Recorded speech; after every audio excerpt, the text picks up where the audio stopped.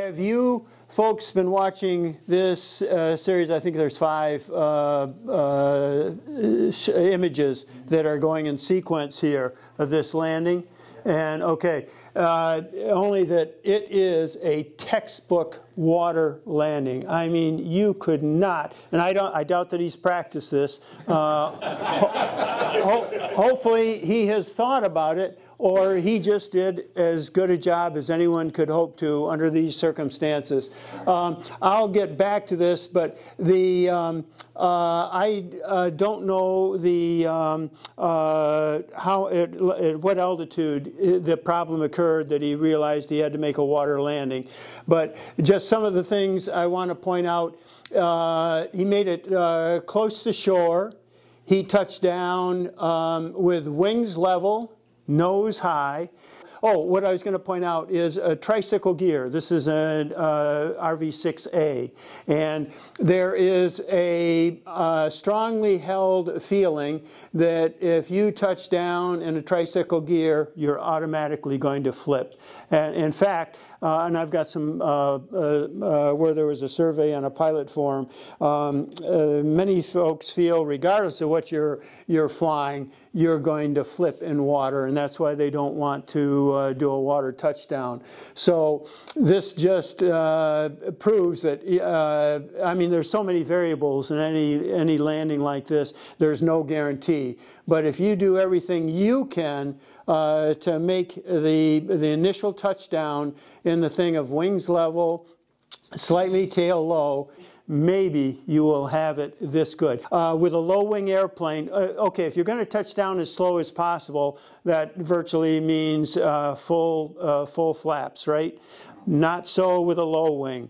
They want only partial flaps. The material that I have read, they are concerned about the force of the water on impact could rip open a large wing section area and mean to a sudden submergence. So, and that came, I believe I got that both from something with U.S. Navy and Coast Guard, that their recommendation for low wing is a partial flap landing. Everything with a high wing is full flap. But then also I have a successful tree landing, a single shot. But I wouldn't think it was possible, and you'll see this airplane when we get to it a little later, that did the tree landing. So, because this idea of trees versus water, people tend to have some pretty hard and fast feelings about it, and hopefully they have thought about it and come to a conclusion. So, I'll just open it to the floor. Normally it's not going to be that you have a choice immediately of trees or water, but if you did, what would be your preference? Would you take it to the tree, take it into the treetops, or the water? Until I saw this today, personally, my own opinion was, and I have read this in other places, that I would choose to land in the trees. Mm-hmm. No? Okay. If you can get it slow enough, the trees would act somewhat as a cushion, but you don't know whether you're going to flip over or what's going to happen as you go to the ground, or if you're going to be hanging there. This incident happened, there's a lot of traffic on the Vans forum, so you can search on the Vans Air Force when this happened, and there's a lot of nice write-up, and people opine and have their experiences, so it's a really good background. Good. See, I did not know that. That's, yeah, very good. Back to the very beginning then. Do we have any strong preferences in here about, Bob has already mentioned that he had, his feelings were for the trees. Trees? The water's too cold. Yep. No, hey, it doesn't matter why you make the decision. I'm just interested where if people already have a mindset, what it is. Yeah. I second what Dan said. Even in the summer, having flown in these waters, I'll say for decades. Yeah. Even in the summertime, that you won't believe how cold that water is. I'll tell you how cold it is. It'll literally take your breath away. No, it does take your breath away. Airplane, and at night you do this. No, I know all that, and we'll discuss that. But others, I don't know that it's always the either-or situation. I mean, no, you're likely not going to have a choice. But I just want to you thought about it, or you should have thought about it ahead of time, given our terrain and our whether east or west. A lot of places, like if I have a beach, I'm going to take the beach or the But if you have the choice between it, I see it as that the trees, you're playing craps for whether you die on impact. Versus if you take the water, you'll probably survive and then drown later. No, you'll die of hypothermia, but I'll cover that. The tree's limbs are going up and out. Yeah. Bring it in as slow as you can, just throughout ready to stall, shove it down into the limbs at an angle. Get your nose down and go in at an angle. And that way the limbs have a better chance of holding you. Okay, I have my feelings. One of them has to do with the shape of the tree. Now, is this going to, if you hit here, is this going to slow your descent? Or not? Yep. You're going to slide. It's like a water slide. Yes, I disagree. If you're in a deciduous tree, exactly, it's a catch fence. I disagree. Yes. Well, if you're coming straight down, yes, but no. No, you're at some point, you're going to, yes. The whole thing, I mean, this is, hey, from my experience, I have 2 water landings, engine out water landings, and it was by the grace of God that I lucked out. I know that where the engine quit and the outcome was just a matter of luck. And there's no doubt about it. And the only way we'll know whether the water landing or tree landing works for you is for you to go out and do it. And I don't know anybody that wants to volunteer. Or there's a service award for that, isn't there, Bob? Yeah. Huh? Yeah. At least do it in somebody else's airplane. But how close the trees are together too. I will talk about that. There's so many video on YouTube of a Cessna that crashes into a pine tree in the parking lot. Yes, I watched that 2 nights ago. Yeah. Isn't that? But did you notice he was either turning to avoid that tree or he started to stall and spin. Yeah. And it caught, his left wing was low, his right wing hit a deciduous tree, and he did a 180 and parked on his wheels looking at the base of the tree. Right. You would never believe that. That is just a stunning video. It's on YouTube. Yeah, I mean during this. Years ago, the guy survived. Yeah, yes, he was older. But the 172. VFR and have your instructor. Yeah, and I think he kept it between he was in the airport parking lot, and I think he even landed between he was in his own lane, so to speak. He needed a permit though, as handicapped. Yeah, that's right. That's right. Yes. Okay, so we don't even have a consensus as far as trees or water. That means everybody is prepared for both, or you don't want to admit it, or what? Well, it's situationally dependent. Oh, absolutely. Cub versus an RV. I mean, there's so many variables. Yes, no, high wing versus low, and yes, all kinds of stuff. I went on a couple of pilot forums, and boy, oh boy, it's just like, what is it, Catherine's report? You start reading some of the pilot comments after an accident, and I just have to shake my head. But anyways, on one pilot forum, I got, to show some of the attitudes that are out there, I want to present them to you because a lot of them are held by a lot of people. So the first one was flipping upside down would surely lead to injury. So he doesn't want to do anything that causes him to flip. Did I put the statistic up here? I do have it in my notes. Even aircraft that are landing on the ground, reasonably level ground, 40% of them end up on their nose or their back. So this sort of thing that, that you're gonna, that the water is gonna put you on your back is not right. with the prop stopped and gear up, I think I could ski it in close to shore. Now there's an original thinker, that he is going to have his gear up, his flaps up, and he's going to come in. And how many of you guys have seen, there's a wonderful video out there with one of these guys that, I don't know if it's like, what is it, big props or bent props and big rocks, I forget what the heck it is. He is doing the thing of water skiing with bigger tires, and he gets too slow, and the next thing in that scene, there's nothing but bubbles as the cockpit fills with water inverted. And so, yes, this guy is going to ski into shore, and all I can do is I wish him luck. My airplane is fixed gear. If I go in the water, I'll flip. I think that we have something that disputes that. Landing at minimum speed in water is better than hitting some pines at 60 to 70 miles per hour and then falling in flaming wreckage another 70 feet. Okay, I don't know if he has any personal experience to form that. I do have one tidbit I came up with was if you drop from 70 feet, and presuming if it's after impact with some trees, you are going to accelerate to about 40 miles per hour, or that's 4,000 feet per minute, and that's going to be a pretty hard hit for. You started from zero, though. No, that's still. Yeah, and that's, yes, yeah. You can't calculate it. I mean, yeah, exactly.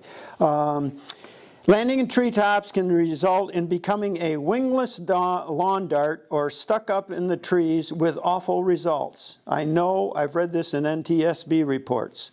I don't know, I've read a lot of NTSB reports and I haven't quite got that same impression, but he has.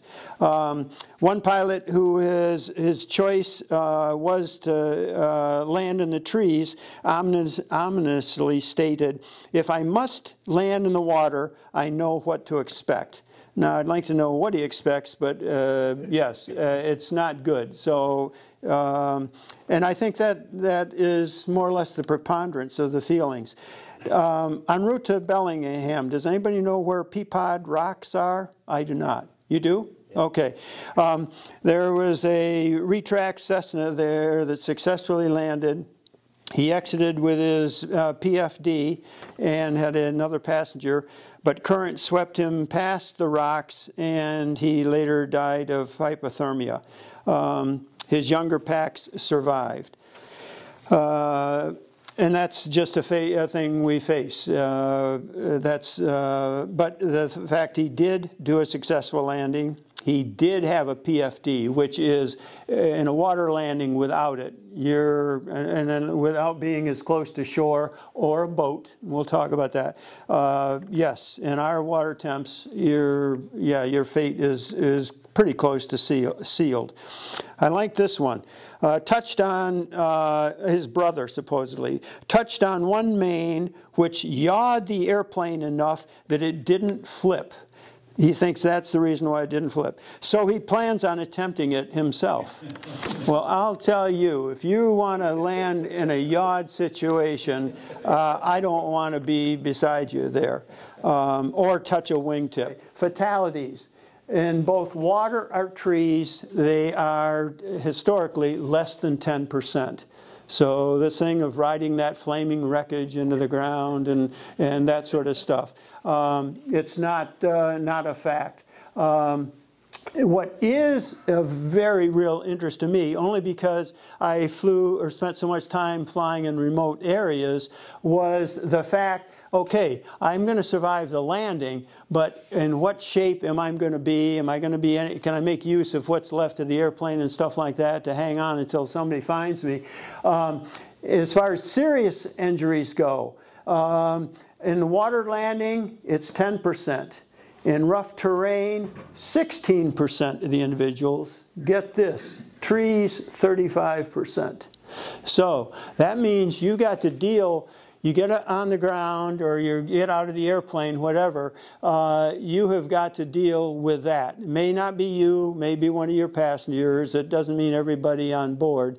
But it's just something to consider. And yet, you may be just like this fella and be standing on the wing waiting for the water taxi to come. I mean, you just do not know. But that is part of my thing. I have a preference for the water, even knowing the water temps, and that's a very critical item here. First, if you're in an open water, you want to head towards a boat. You want to, if possible, fly in front of them to maximize the chance of being seen, and then land off to either side. A point of distinction here, I don't know how much of you have read, or how many of you have read any material about the suggested technique for a water landing or tree landing, but try to find something about how to land in the trees, and it's more hearsay than it is recommendations or anything from experience. And so there is a fair bit out there, even though water landings are far less frequent than tree landings. There's more information available as far as water landings and ditching. The one thing I was able to find, this is straight out of the FAA, the airplane, is that the airplane flying handbook? I can't remember now specifically. For trees, full flaps, gear down, if at all possible, into the wind, hit nose high, but don't stall, so as to involve the underside of the fuselage and wings, and hopefully prevent what? Windshield penetration. Yeah, getting something right into the windshield. And I got to tell you, I took a close look at this grove of cedar trees out here, because these to me are kind of like an ideal thing as far as how close they are together and everything else if you're going to do a tree landing. But I hadn't noticed until I looked at them with some intent. There's a number of them that have dead tops. And that means that those tops, instead of bowing with you and slowing you down, they're very likely going to snap off and come right at you. And one thing about a tree landing that concerns me, it's kind of like flying right above a cloud deck and trying to find that hole that you're going to try to get down through. You can't see anything. All you see is a sea of white ahead of you. But if you're up here and looking down, you can see that hole that's probably going to close on you just about the time you start spiraling down. But that's one thing that does concern me about a tree landing. You're going to get down there low, and then you're just flat committed. And I see all the time, I'm flying out there in what I call the hills, the mountains or foothills, and you got a solid wall of green, and then there's that one ugly snag that's sticking up there. And it really catches my attention. It's just something to be aware of. Okay, so, and I don't know where we're going to find this. The best situation, you're going to be low, in other words, low towards the base of the tree, closely spaced trees with dense branches. Avoid tree trunks. Well, where's the tree trunk? I think the trunk is down low, isn't it? The way the trees I'm used to, I think they're built like this, not like, upside down. The poorest situation is tall trees with thin tops. What tall tree doesn't, as far as an evergreen, what tall tree doesn't have a thin top? It's just the opposite with deciduous. Thin tops, which allow a free fall to the ground. And this is where I got the thing, if you drop from 75 feet, you impact at 40 knots or 4,000 feet per minute. Okay, compare that to everything is presumed on two things. One, whether it's water or trees, it's intentional. It's not you break out of the clouds and that's you're out of control and you hit or that sort of thing. But so we're talking about landings that are intentional, even if you have a very short short time to make up your mind, and they're under control. You can keep the wings level, nose up, that sort of thing. A well-executed water landing normally involves abrupt deceleration, but not a violent deceleration. And that's the bad thing. When you are making a very sudden stop, it's very hard on the body. It's hard on the airplane, but you want to give up the airplane. I don't know if any of you have done any search and rescue work. I've flown with CAP, and I've looked for folks up north. I can tell you that a small airplane hitting the trees makes typically a very small, what I call an entry wound. It can be very hard to spot. And it takes a skilled observer who is looking at in the right direction and with the lighting that emphasizes that, typically to see the first broken limb, and then if you get lined up, if he requests it from the pilot, you can see where the entry was. But typically there's very little visible of the airplane. Of course, neither is there one that sinks, but yeah, if you're close to shore or on a beach, that's important. One thing about water, it's pretty uniform. The biggest variable, of course, can be the waves, whereas trees offer so many unknowns. You have different sizes, different species, and that can mean different density of wood. You have snags, and as I mentioned, the downward sloping of the limbs on an evergreen. The stuff that I'm going to tell you, or is up here for a lot of these things about the percentages, this came from a series of 179 ditches over 8 years. In a period of only 3 years, there were 216 forced landings that were into trees or rough terrain. Of course, there's very little thing about or statistics about successful off airport landings. There's nothing to report. You may have a rough time getting the airplane out of there, or maybe even you have to take the wings off or something, but there's no report made out of it. Let's see, more than 90% exit aircrafts without significant injury in a ditching. The important thing then is survival. Close to shore or boat or land in shallow water greatly increase your odds.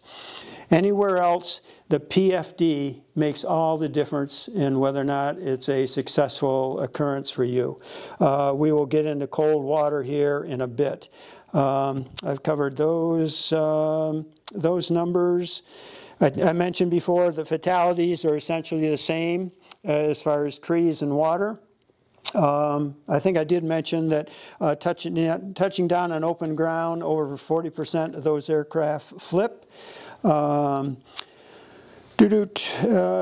we talked about you going along, you hit a ditch, fence, trees, rocks, bordering the field. Oh, okay. I think it's up here someplace. Min Sink versus Best Glide. Here we go, right here. Best Glide versus Min Sink. What's the difference between the two? Is there any difference? Huh? Best Glide's a little faster. It is. Yep. How fast why is Best Glide important? What does it give you? If you have a possible location for a safer landing, the Best Glide will help you get there. Okay, so the thing I want to make sure everybody knows, with Best Glide, you get the greatest horizontal distance for every foot you give up vertically, or however you want to think about it. So yes, that's another way of saying just what you did. So what if you are trying to get to someplace? Yes, there's only one speed, and it's Best Glide. Anything higher or lower, and you have less, you will cover less horizontal distance. So, what is min sink or minimum sink? And why would that be important? Gives you the most time to figure something out. Absolutely. That is where you are not trying to get to some place. You are circling over that body of water or that open field. And what is the advantage of more time? Restart your... You just say more prayers? Huh? People... The big thing to me, I have lost an engine, and it wasn't that much altitude. I got out a radio call. It was in the blind, and I'll be darned, the guy had to fly for about 20 minutes. But he came and was overhead and worked as a radio relay for me to get somebody to me. And I have been able to help somebody else that way. So I'm very big on, while you are high, getting a call out. It's great if you have an active frequency like the 2825 or something that you know is active, but any frequency is better than none. If you happen to know what approach is, or you have a center frequency and you get somebody overhead. I've talked to somebody overhead. Yes, whatever. Let somebody know who you are and what your intentions are. As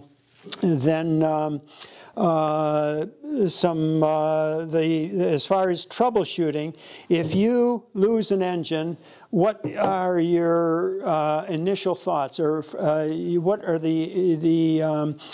what are you going to do first, second, and third? Let's say if you lose an engine.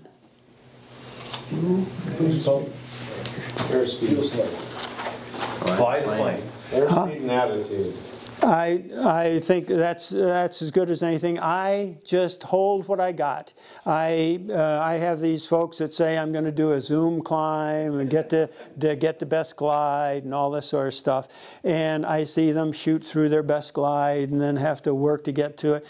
If you just hold what you got and you are thinking about what is around you as far as a potential landing site. I haven't made a turn yet, but I'm not sure if it was you, Dan. My first thought is fuel, but my second thought is carb heat.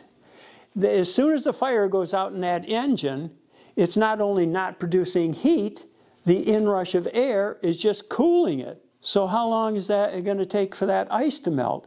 Well, you're probably going to have to sit on the ground for a while.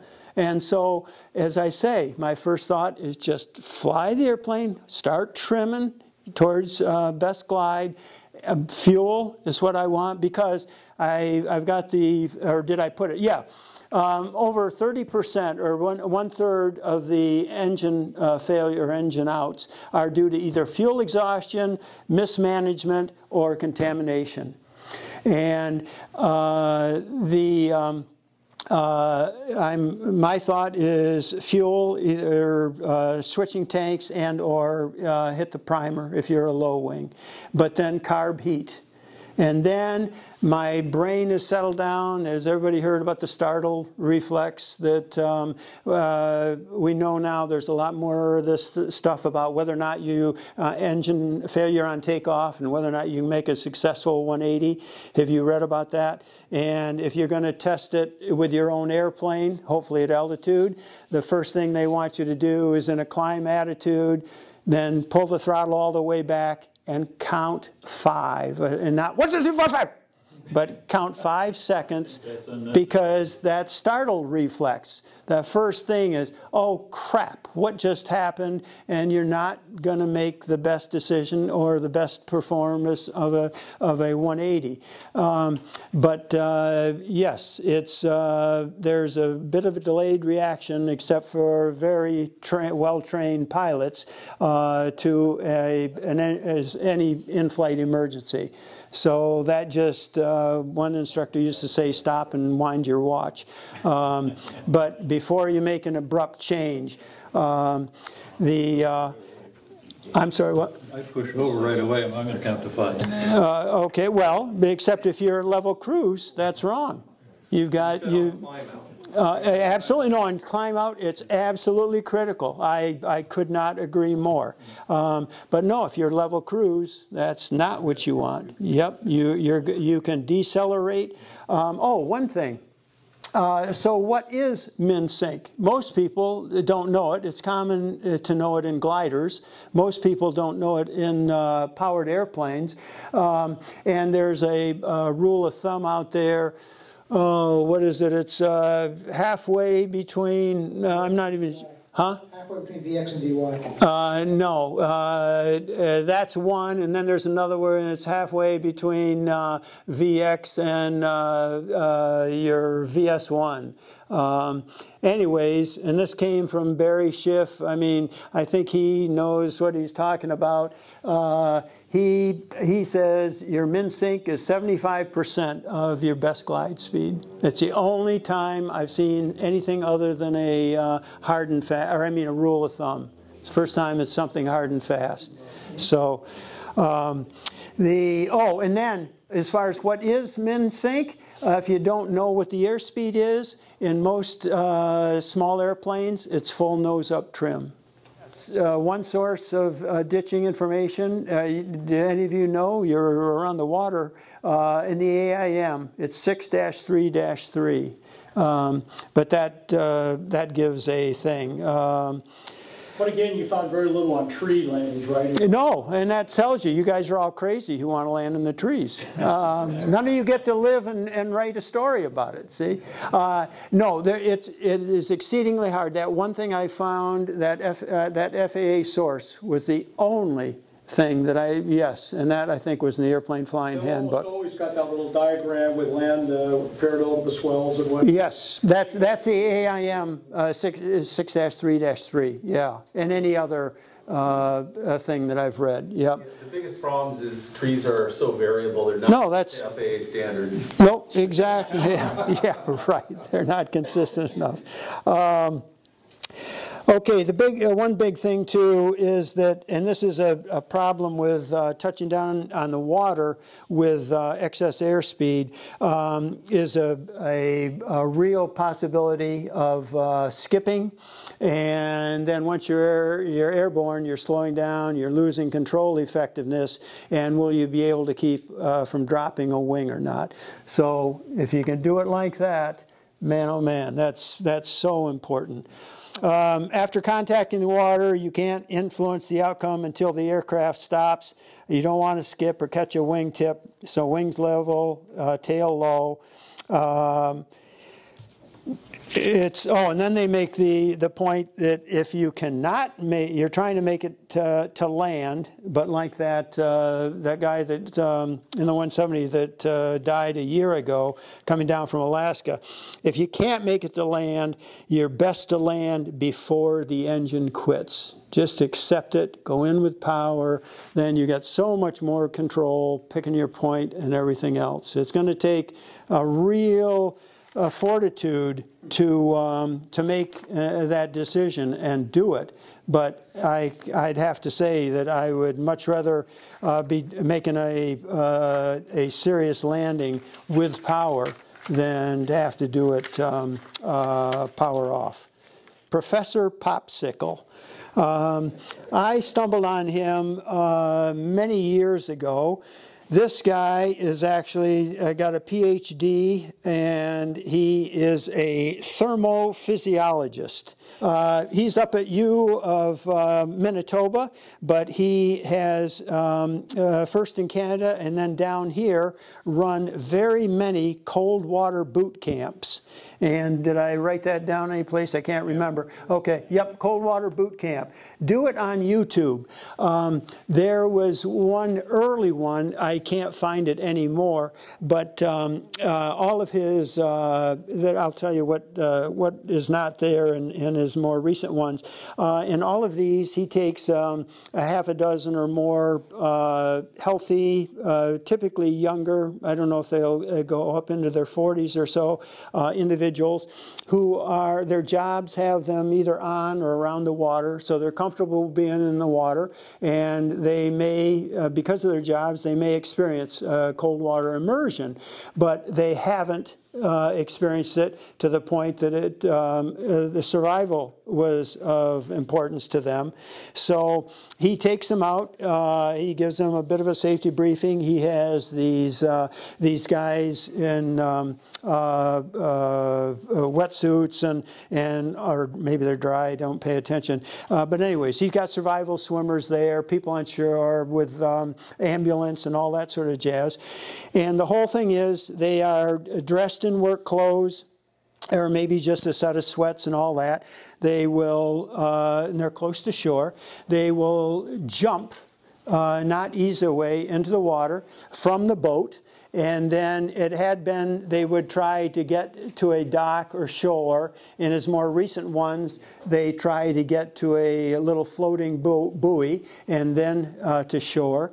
And there are three or several important things that happen when somebody gets sudden immersion in cold water. And first off, what is the definition of cold water? Anybody even hazard a guess? When does water become regarded as cold? Cooler than a bathtub. Probably 75 or lower. The thing that's interesting, I would have said something in line with what you just did, but it is at any temperature that you cannot maintain your body temp. So you even get into 60s, you get into 70s. And if you are in that water long enough, it's going to suck the heat out of you. Most of his stuff is when he's doing it with these individuals, it's in the 40s. And if you watch any of these YouTube videos under the cold water boot camp, they jump in the water.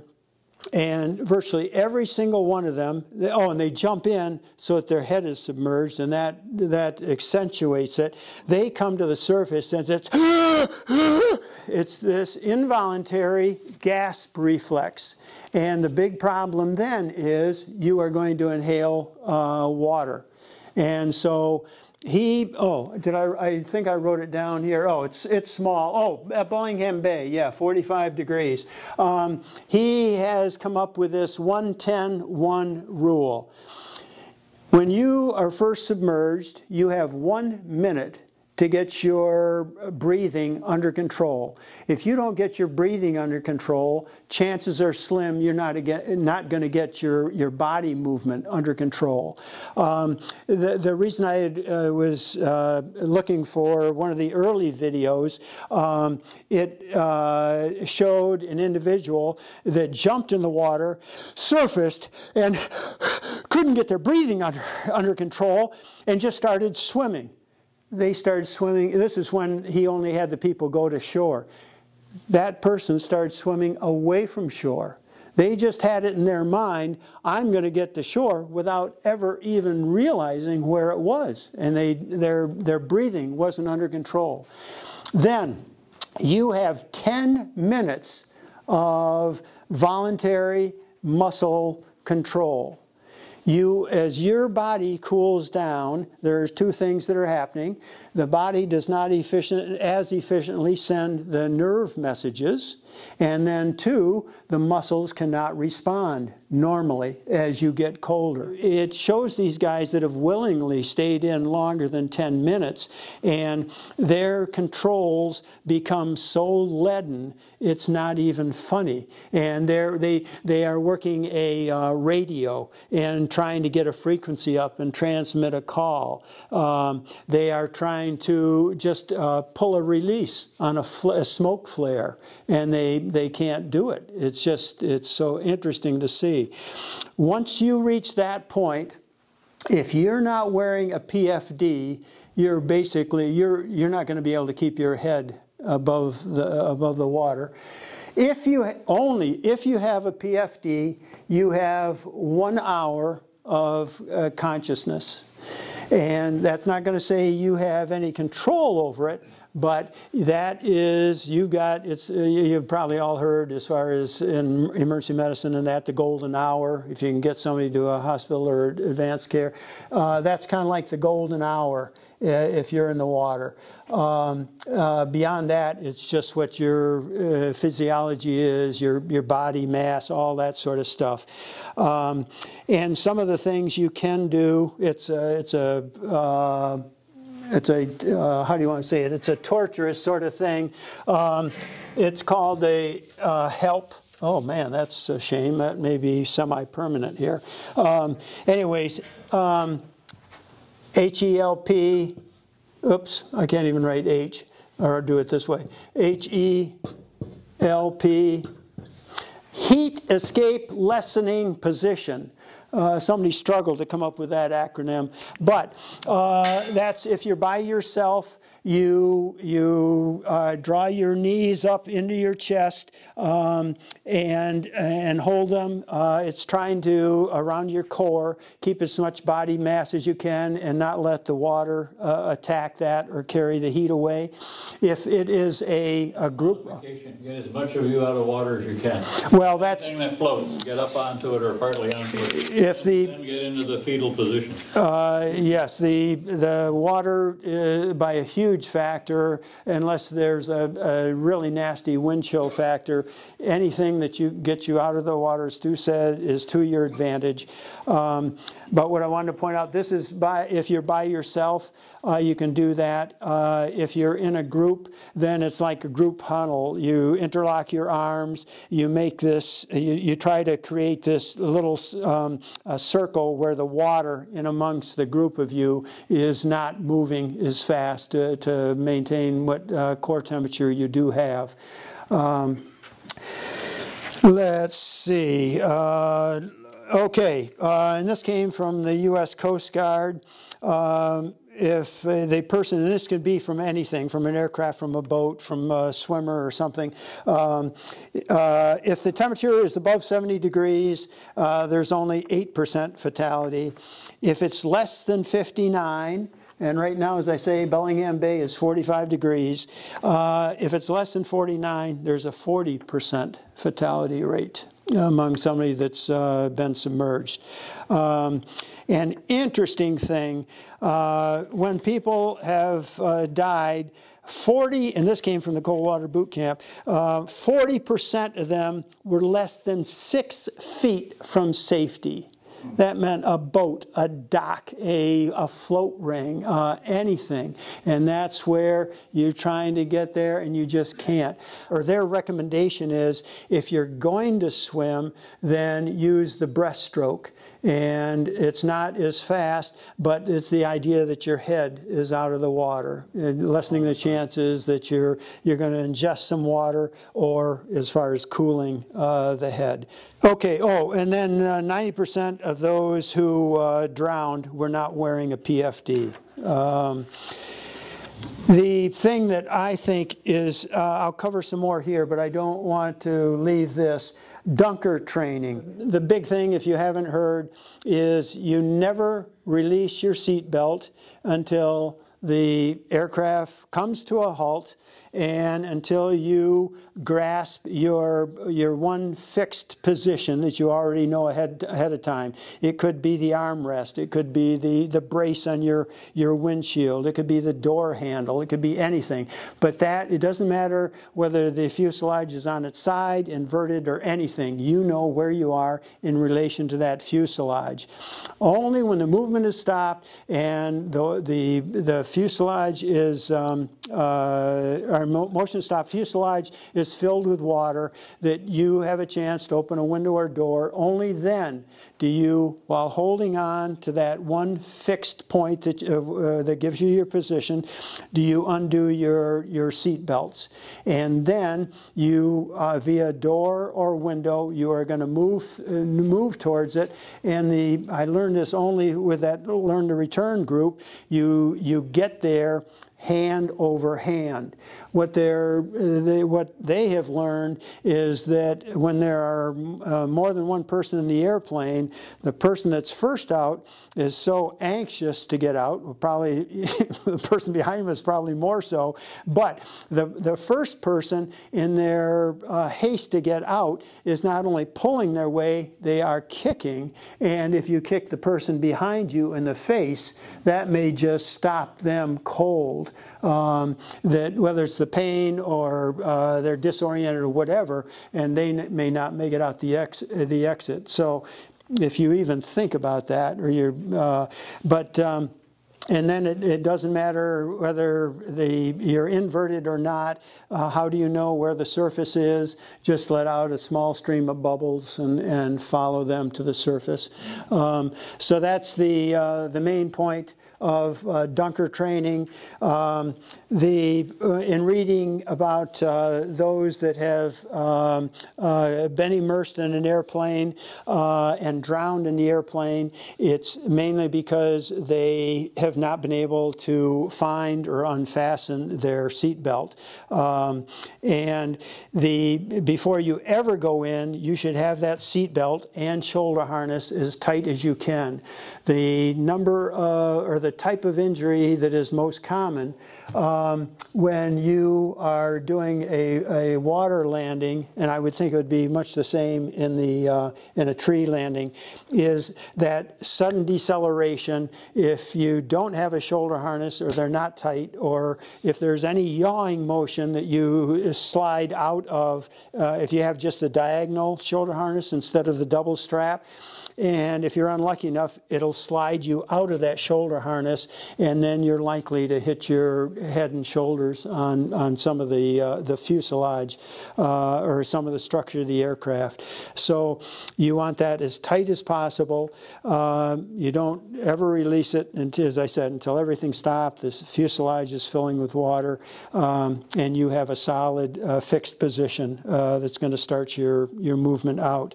An interesting statistic as far as the number of aircraft involved in water or tree landings. I got it up here someplace. High wings are slightly more prevalent. The high wing was involved in 49% of the accidents, but look at this, 27% of the fatalities. And I don't know why. The low wing had a lower number of total accidents, but a much higher number of fatalities. And so as far as when I put survey here, when they've done pilot surveys, they've got a rough count, and I don't know if that's changed over time or not, but less than 30% want to chance a water landing. Over 70% say that they will take the trees. So you guys can make your own choice there with what we've talked about. And a helmet can make the difference between you being able to survive that situation with enough consciousness to get you out of, the fire afterwards, or, the rescue, self-rescue. Mm-hmm. And even under a water landing situation, if you were to hit your head, in that situation, the helmet might be the difference between you having enough sanity to leave the airplane. So, have I raised any questions or made any points with which you'd like to disagree or discuss, or do you want to get the heck out of here? I mean, that's those are all the points that I wanted to make. And thank you, Bill. Very thorough. No, I've enjoyed the discussion with you. So, yeah.